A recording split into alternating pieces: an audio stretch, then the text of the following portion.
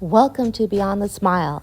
I'm your host, Dr. Layla Haisha, founder and CEO of the nonprofit Diversity in Dentistry Mentorships Incorporated. In this podcast, our Huddle, we bring together successful dentists of color to encourage, empower, and educate our mentees to be competitive candidates to successfully get in, get through, and thrive beyond dental school. Are you ready to be inspired into action? Then you're in the right place. Let's huddle up. The inaugural season of the Beyond the Smile podcast has been brought to you by our sponsor and partner, the Benco Dental Family Foundation, the philanthropic division of the Benco Dental Company. Dr. Shanna Warner received a Bachelor of Science in Biology from Southern University and A&M College and Doctor of Dental Surgery degree from Meharry Medical College. After dental school, she returned to Baton Rouge, Louisiana, and is an associate dentist at a federally qualified health center. Let's join the huddle.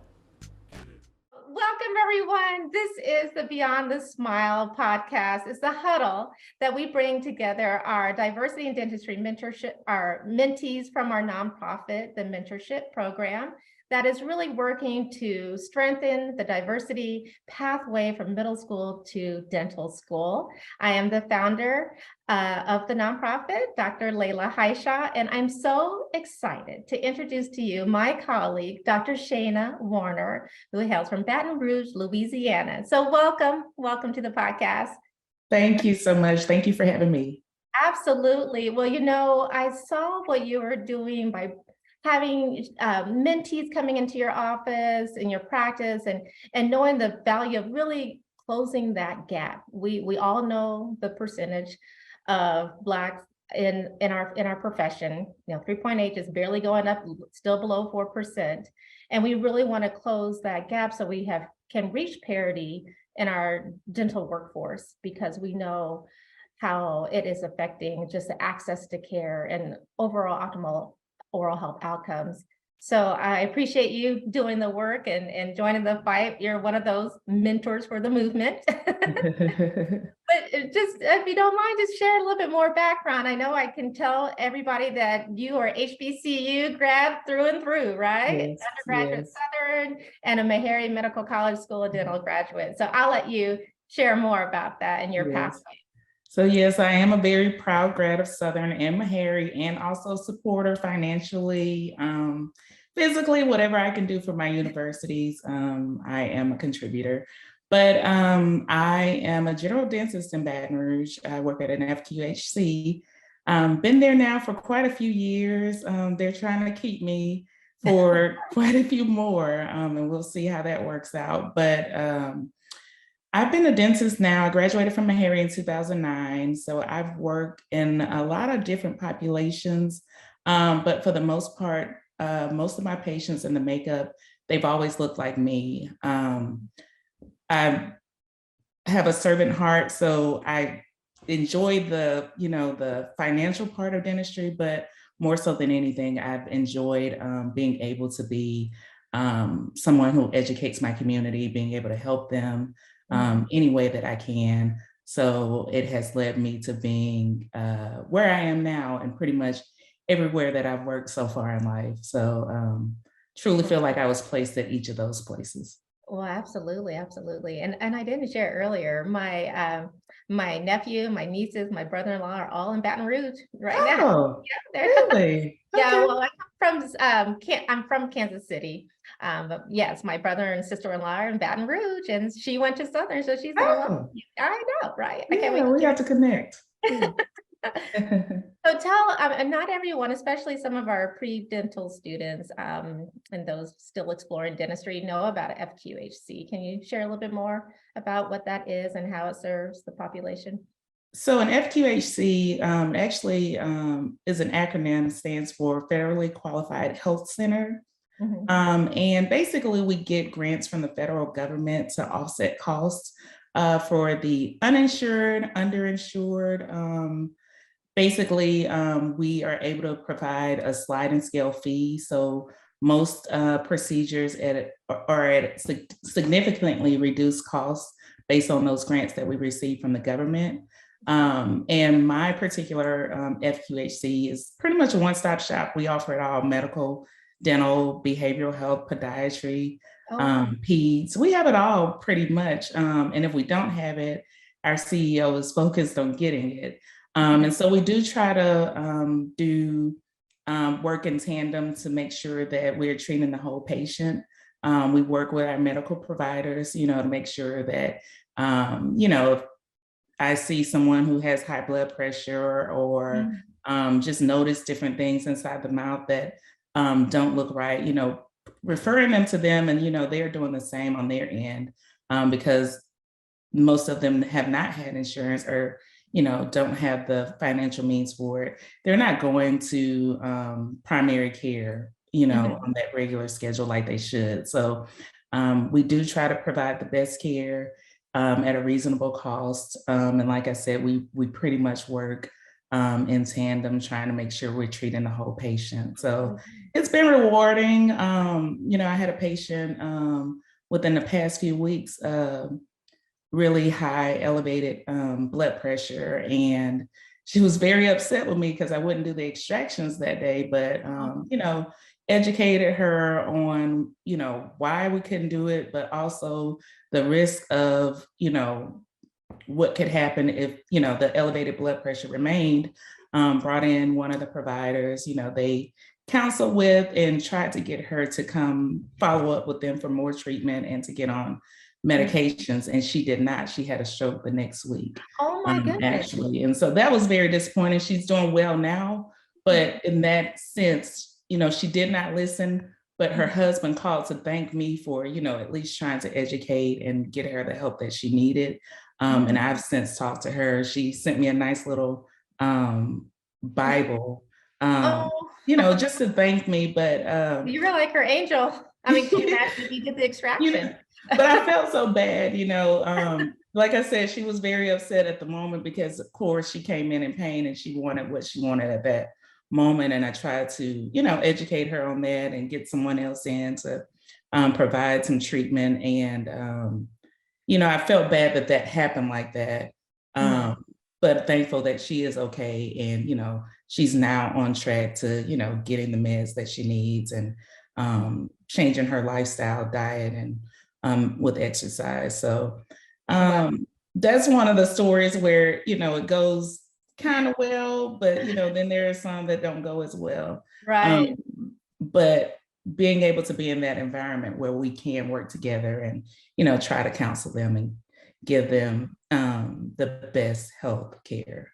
Well, I mean, I think that's such a great story to share, and also to kind of demonstrate how dentists, how we are there as dentists to take care of their teeth, but we are treating the whole patient, not just teeth. There's a human and a body behind those teeth that we have to be aware of, and also just to see the impact that you have. And then, had you not done that, you probably never would have followed up, and then see what happens. And so whenever we find these kids that are interested in STEM and they're talking about medicine, it's just so important for us to say, but look, what difference you can make in someone's life in dentistry. So thank you for sharing that. Yeah. I always tell them that the head is not detached from the body. So you need to know the whole, everything about the body and be prepared for any emergency. Know everything about it. Educate your patients. Yeah. And the other lesson in that too, because I always say this, the minute that I let my patient, well, I'm in pediatric dentistry, so if I let a parent dictate my treatment, it always spirals down. Yes. We are the experts. Right. Yeah, but we all have a giving heart. We want everyone to be happy. We want to accommodate them and do all that, but it could be at the detriment of their health, their well-being. So let that be a lesson, dental students, you'll be faced with that, and you have to stand firm and grounded on what you know is right. So did you know while you were in dental school that this was the path you wanted to take, going into public health? Well, I mean, kind of. Well, I would say not going into it. No, absolutely not. When I thought about being a dentist. I wanted to go on and become an orthodontist. Mhm. And I just, once I got in and started learning about the different things, I was like, I don't think ortho is for me. Right. And so rotating through different clinics, in Nashville, we had Matthew Walker, which is also an FQHC. And we were able to go through there and rotate. Something about it just kind of stood out to me. And you got to kind of see it all. You know, we do a lot of walk-ins, emergencies. So, you know, you never know what you're going to get day to day, you know. And I think that You're on your toes. keeps me from being bored. Sometimes a little too much excitement, but you know, it allows me to experience a full realm of dentistry. Yeah, and you see a lot of kids as well in that? I don't see as much as I used to, but we do see kids. But most of my patients now are, you know, advanced age. Yeah, Yes. great. Well, I know a lot last week, a lot of the mentees were saying, we really just want to know some tips about how to succeed in not only getting in dentistry, but we kind of titled this Beyond the Smiles because we want our mentees to be successful beyond dentistry as well, be beyond dental school as Mhm. well. But what are some tips that help you to get where you are? You know, a lot of times people want to get them the shortcuts, keep Yes. them from some of the Mhm. wrong turns we made. But I mean, everything ends up the way it's supposed to. But what's some advice you could offer? Some pearls. So far. Some pearls that I would give would be, you know, even once you've completed dental school, hold on to those mentors. You know, you got to have people that you can bounce ideas off of, who are going to tell you their experiences, of where they might have failed or, you know, succeeded. And each person's story is going to be different, but I know for myself, I was experiencing burnout and got a chance to talk to my mentor. And I'm thinking, I'm just like, oh my God, this is what I've wanted to do since the age of 13. And now I don't want to do it anymore. I'm so burnt out and all. And I'm thinking, I'm the only one that's experiencing this, right? You know, and I get a chance to talk to her one day and she's like, oh yeah, no, that's normal, you know, like take some time off, you know, just kind of do a reset. You know, you got to take time for yourself. You got to balance. So, the value in having a mentor throughout. You know, I feel like I'm a seasoned dentist now, but I still have those mentors that I reach out to and they're like, hey, let's do a check-in or I love it. so that is one of the things that I would for sure hold on to. But also and when you're looking for um where you want to practice and establish yourself. You know, for me, I love a true work-life balance, and my FQHC gives me that because unlike some places, like I worked in private practice briefly, and Mhm. for that, you know, I was 1099, so I got paid. Some days got paid a lot of money. Some days it was like, man, you know. But I like to take off because I like to travel Oh, great. and do have a work-life balance, right? And so when I took off, I needed to plan for those things. So my FQHC has allowed me to, you know, have PTO, have healthcare, so I don't have to worry about those kinds of things. So Yeah. that's peace of mind for me. So I think that when I was in my private practice, it was a little more stressful because I knew I had to do this. And you Mhm. know, if I didn't do this, how are you gonna, you know, Yeah. survive this lifestyle? And, you know, so it was like more work, work, work, Right. and no fun, no excitement in it, you know. So figuring out, you know, what kind of what that looks like for you. If you're okay with going and, you know, hustling and doing all the work and then, you know, or working hard and don't have to take any time off, Yeah. private practice may be great for you. You know what I mean? Like, or if you have at least supplemental somewhere where you can at least just ease into it, it may be the best thing for you. So figuring out like what that looks like in your life. And it's okay if you don't like where you are, you're not Oh, married yeah. to it. You don't have to No, stay. that's the thing. That's so true. Yes. You know, so try out different things. You know, there are plenty of I dental jobs now are like spam. You know, I get calls and texts and emails all day, every day Right. about jobs everywhere, you know. And so if you don't like something, change it. But wherever you are, make sure you stay true to what you know, Mhm. document, And don't let anyone compromise your license or you providing quality healthcare. Oh, great advice. Yeah. And also, with your FQHC, do they have some tuition or reimbursement? So yes, so Forgiveness? loan repayment Loan is an payment. option. And in the state of Louisiana, because they do need healthcare providers of all sorts, there are plenty of loan options. But yes, at my FQHC, there is a loan repayment option as well. And that's one of the things, even when you are for current dental students or recent graduates, if you're going into places like that, trying to, when you're looking over your contract, even asking them to contribute something towards loan repayment. And then that way you can still maybe qualify for National Health Service Corps repayment, or if your state offers any loan repayment, those kinds of things. So, it's good to be able to negotiate those kinds of things in your contract as well.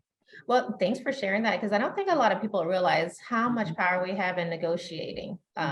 They will give you like a contract, but there's always some room to negotiate what to ask for. Yes. So I think that's so helpful, because a lot of the mentees and the cost of dental schools, they're coming out with almost $500,000 in debt. Yes. And we know that tends to be, one of the barriers for students from underrepresented backgrounds of going into dentistry. And we know that that's reflected in the lack of representation in our field. So just want to reiterate to everyone, don't let the sticker shock stop you. You still go get your degree, and then we'll figure it out. There's opportunities and programs like yours that you're and if you can become a National Health Service Corps scholar while you're in school, that's one of those things that I regretted. A few of my friends did it, and I was like, what happened? Why? What was I doing? I was a slacker, and so I had to do it on the back end, whereas they were not worried about any tuition while they were there. They were getting, a stipend every month. And all they had to do was work a certain amount of time in an underserved area to help pay that back. And how rewarding, to be able to so I mean, take advantage of there are scholarships out there. So I mean, if you can get them, search high and low. Everybody has a smartphone now, so use that phone to look. And especially if you're first generation, because like you said, the 3.8%, that's very real. In 2022, that is the actual statistic for the number of African American dentists. So we're needed, so look for those scholarships. Every opportunity. No, we're having a flat growth. I mean, that's why this all started, because in 20 years after I came out of dental school, it's the same. But when I started doing research on this, really has been about 4 decades that we have been just at that same percentage. So something needs to change. And that's why we are really trying to reach to our youth sooner, especially Black, Latinx, and Native American students. In a DIA exit interview for dental students, we found that they made the decision about dentistry before college. So in this at this population, and so this is why it's important. And you were mentioning at age 13, 14, that you already knew about dentistry. Yes. Who influenced you? So my cousin is a dentist, and I can remember talking to him. I think it took one time for me to talk to him. I knew I wanted to be some kind of doctor, like I've always known that. Right. But by age 13, it was solidified that I wanted to be a dentist. And, he had graduated, he was doing very well. And he was just talking about the work-life balance and just being able to help people. I paid attention to teeth, not to the extent I do now, of course. And I've always loved to smile. So I was like, oh, I can do that, I had no clue what that really involved until I'm like in undergrad. And it's like, if I don't get into dental school, what will I do? Because I had no backup plan, So, yeah. Well, it obviously worked out well. Yeah. Some days I'm like, man, what else can I do? Well, yeah, and mentees will ask, about majors, and is it important that you have a biology major to get in dental school? Can you share what you did and what your advice is on that? So I was a biology major. To me, it made the most sense because with all the prerequisites that you needed, biology or chemistry fit that for me. So I didn't have to take any extra classes. I basically was able to get all the classes I needed to apply for dental school with that degree. I have classmates, one was a music major. And he went back and decided he wanted to be a dentist. You know, we had several who had worked as engineers or teachers and decided to go back and take the prerequisites. And I don't think it made them any less competitive in dental school, or if you have the work ethic, you know how to study, balance, good study habits, basically, you can succeed. And I think with all of those people, they were determined. So we probably all were in there like, oh my God, like I got to get this. Right. Yeah. So yes, I mean, biology or chemistry, it makes for a smoother transition. You don't have to take as many extra classes. However, it's not, you Right, got as to long as major you're in getting this, you got to do this. those requisites, as long as you're getting that. And Yes. then of course, getting the shadowing hours. And so you've had some mentees shadow you. What advice, a lot of times they, especially if they don't have a network or anyone in the family, is almost like you're cold calling to ask a dentist to come shadow. How would you advise a mentee to approach a dentist to ask if they can get some shadowing hours with them? Yeah, be bold. If you don't know anyone, I'd say I had a young lady who found me on Instagram, and Oh, sweet. she sent me a message, and I was like, come on, like I'm always here to help. Someone helped me, so I know that I got to help the next. And that's always one of my messages to a lot of my mentees, just make sure you help someone else, and so be bold about it. If you know someone who knows someone, I've had several people to reach out to me about a niece, nephew, all kinds of random people reach out to me. Yeah. And I'm never going to turn them down, right? Again, I'm here to help. I have the facilities for them to come in and see. And even if it's not their particular area of interest, I usually call around and find someone else for them to go and shadow with. So, by all means, most of these young people are on social media. Reach out, DM, leave a comment under a post and say, hey, I sent you a DM about coming to shadow. Whatever you feel like you need to do.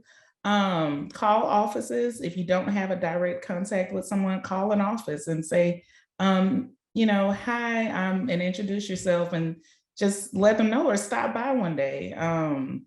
I've noticed that a lot of the students at Southern will reach out to professors, and they generally reach out to me. I know a few professors in the biology and chemistry department, so they're usually emailing or texting to ask about different students. So if you don't feel bold enough to call or send a DM, go to your professors and ask, if they know anyone, or if there's a network of people that maybe can help. That's great advice. Yeah, just to get that. But you're right. I mean, all of us have, just like you, just servant leader and giver. We're not going to turn you down. And if they really just don't have the capacity, maybe it's not set up, they're an associate and they can't bring in a mentee, we can take advantage of the network that these dentists have to find someone else to plug you in. Right. So tell us about your experience at Meharry. They pump out some great dentists. A lot of times when students and mentees are trying to select the dental school, they're trying to weigh like, well, should I stay in my hometown and go here? Or I really want to go to Meharry, but it's far, then there's just so many factors Yes. weighing on people. But share Yes, I think there are a lot of factors. For me, Meharry was my number one choice. So that cousin that I mentioned, he had graduated from Meharry. And I remember reading a book, probably at 9 or 10 years old. I was reading some books that I shouldn't have been reading back then, but in that particular book, they were talking about Meharry. And so when he graduated, it was like, oh, I'm going to Nashville, I'm going to Meharry, I interviewed at a few schools. One of them that I interviewed at, I had some friends that had gone there for undergrad. As soon as I left the interview, we went out, we turn up as all get out. And I said, I'm not coming here because I won't get I'm any work done. I'm not mentally prepared to be able to separate myself from this life and my previous life. So it's best that I don't go there. But it was like as soon as I got to Meharry, my interview day, it felt like home. It felt comfortable. The people who interviewed me, some of them gave me some really tough questions, and I'm like, listen, I belong here. I don't care what you ask me. I'm coming here, I left there knowing that that's where I was going, Okay. and my route was a little different. I was smart, but I did not prepare for the DAT. I actually took it like around Mardi Gras because I'm like, I'm smart. I'm a good test taker. I went in like on one of the days off in between going to New Orleans to party and coming back. This was my mindset at the time, right? Yeah. And I didn't do very well on the DAT. And I'm like, I'm gonna still apply. And I did. And my grades were really good, especially science scores, but I was very involved on campus and in the community. They offered me a post-bac spot. And at that time, they used to offer about 10 students that for the dental school and maybe the medical school, like 20 to 25. And if you successfully completed that year, you were automatically guaranteed a spot, in the first year class. And so, I went in and, did very well, so much so that they ended up giving me a scholarship for first year. So I was like, okay, I can get used to this. But I think that, and I remember talking to one of my friends and I was like, I don't know if I'm going to take it post-bac. Like I was expecting, to be in the first year class. Yeah. This is how like unrealistic I was about that. Because there was another school still like, you can come to us, like, and again, I knew mentally that wasn't where I was supposed to be. I chose to take that post-bac spot. And I'm thankful for that because I made some, very lasting connections, really good friends from that program. We've all gone on to become dentists and physicians, but it helped me in that year where I was still like taking the DAT during Mardi Gras and, going on an interview and turning up to, help me gain that focus that I really needed to successfully get through dental school. The Had I not done that, I don't timing know. was right that way. The timing was absolutely right. Yes. No, and I was going to say also by doing that post-baccalaureate, it probably really helped you to do well and succeed in the didactic part of dental school. Yes. Because you were taking probably micro and biology. Biochem, yes. Well, thank you for sharing that because there's so many students in that same situation. And it's a good thing. You have to change the mindset of, no, it's not that you didn't get in, you're getting another opportunity to be the best you can be and succeed. Because what we don't want is, okay, we're making a more diverse, equitable pool of candidates for dental school to get in. They get in, but then they don't matriculate out. Right. That's not success for us. So, so that's great. So I was going to ask you, was any advice you would give to your younger self or who, in the same situation I could tell is like, don't give up. Yes. Don't give up. If you're questioning yourself, you can do it. Yeah. Stay the course. Oh, so true. So true. And don't go to Mardi Gras before you take it. Looking back, I know people ask me how I started. I was like, well, it was 20 years ago. I'm sure everything's different now.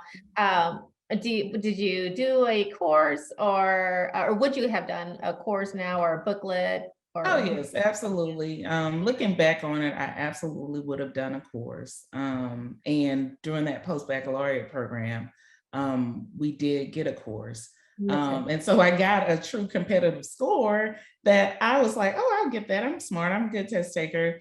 I got that once I took the course. Had I done that, prior to, it would have been much different, but that was my route. That was the route I was supposed to take. So I'm thankful for that route in the sense of delaying me to, be able to fully focus and balance and learn how to study better.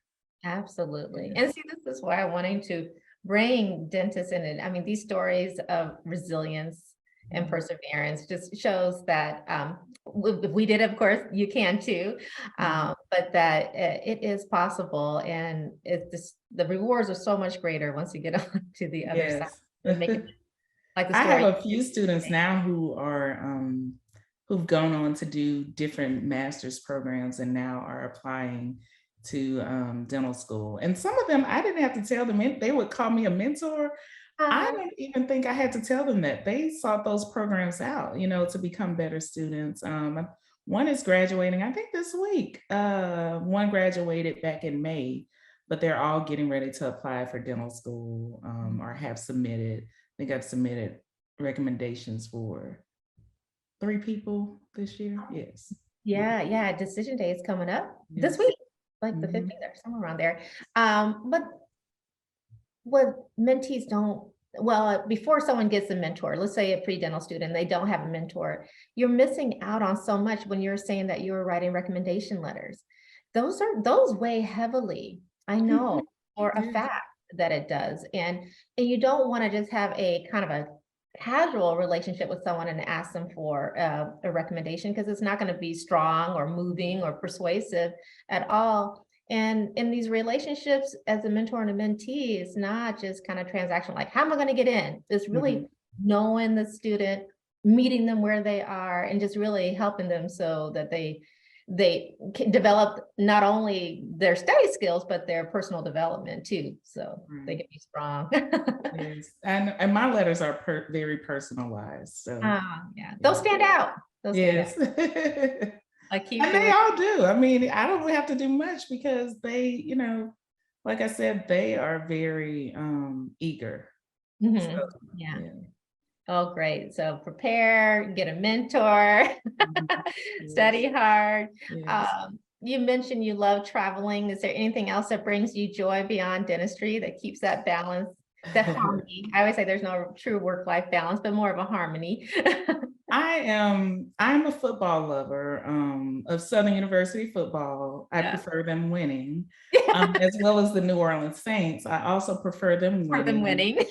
Um, I'm a season ticket holder for both, and Oh, I fun. usually travel with Southern to every game, but with the Oh, Saints, I usually pick one game a year. So this year I went to the so London fun. game. Yes. Yes. Oh, you support them in your time and talent and Yes. treasure. Yes. Yeah, Oh, so football season is hectic. Yeah, I basically plan work around football in the fall. oh, that is great. Well, you're painting a wonderful picture of a life of a dentist. And that's what we're trying to get out there to these students to consider dentistry. You're already, I can tell by the lives that you're touching, you're leaving a legacy by everyone who comes in contact with you, Dr. Warner. What is your hope to leave behind in your Um, journey here as a my dentist? hope is to leave behind a mark instead of a stain. I Ooh, want to know that I made skills. a difference in someone else's life, Mhm. um, and made someone smile. Um, I mean, and that I've lived out my purpose. Right, right, right. Oh, oh, I can't say anything after that. That was perfect. I think we all aspire to do that, but it's great that you are. I can tell you right now, just you being here and sharing your story and your time with everyone who's going to see this in the future. I just want to make sure there were no questions in the chat there yet. We have a few watching. I think we all aspire. Oh, wait, look, see that whole feedback comes on. There was a question, so let me pull that off. And before we sign off, uh, thank you. I'm so glad that you guys were able to join us. Uh, so there's a special note that I do want to read from Jade Ritter. Thank you so much, Dr. Warner. I enjoyed listening to your story, and thank you for your contribution to dentistry. You make us proud. Ah, Oh, thank you, Jay. That's my classmate friend. Thank you for Thank you, Dr. Carter. yes. Other mentee said, thank you so much. Well, I just wish you continued success. I hope that I can thank you in person one day, Sora. Yes, Keep doing absolutely. wonderful things. And yes, we will have this. And if any of our mentees have questions, they usually put them in the Facebook group. And so I might reach out to you to see if they can provide any answers. But I think you shared so much, a lot of insight. So thank you for your time. Thank you for having me. Absolutely. Have a great night. You And you guys too. will be back next Tuesday for another episode of Beyond the Smile. Take care. Thank you. Thank you for joining us on another episode of Beyond the Smile. If you need a dental mentor, or you would like to be a mentor, or even if you would like to support our mission to strengthen the diversity pathway from middle school to dental school, please visit our website for more information at diversityindentistry.org. Please share this episode, subscribe to our podcast, and together we can raise the next generation of diverse leaders in dentistry. We did it, so can you.